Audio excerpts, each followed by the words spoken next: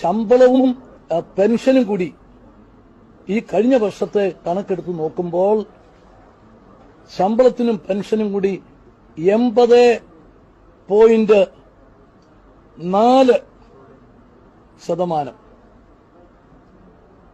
നമ്മുടെ വരുമാനത്തിന്റെ 80.4% വരിക. ശമ്പളവും പെൻഷനും കഴിഞ്ഞിട്ട് നമ്മുടെ സംസ്ഥാനത്തിന്റെ ആവശ്യത്തിന് വേണ്ടി ആകെ കിട്ടുന്നത് 19 പോയിന്റ് ഇതാണ്. ഇനിയും പലിശ കൂടെ കൂട്ടിയാലോ?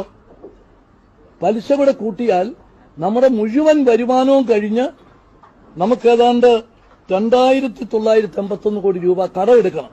അപ്പം ശമ്പളം, പെൻഷൻ, പലിശ ഇത് മൂന്നും നിറവേറ്റാൻ നമ്മുടെ വരുമാനം കൊണ്ട് സാധിക്കുന്നില്ല.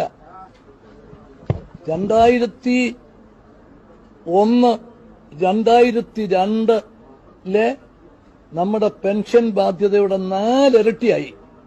2011-12 4 ഇരട്ടി. 10 വർഷം കൊണ്ട് നമ്മുടെ ബാധ്യത 4 ഇരട്ടിയായിട്ട് വർദ്ധിച്ചു. ഇനി അങ്ങോട്ടുള്ള കണക്കുകൾ നോക്കുമ്പം ഭീകരമായിട്ടുള്ള സ്ഥിതിയാണുള്ളത്. അപ്പോഴാണ്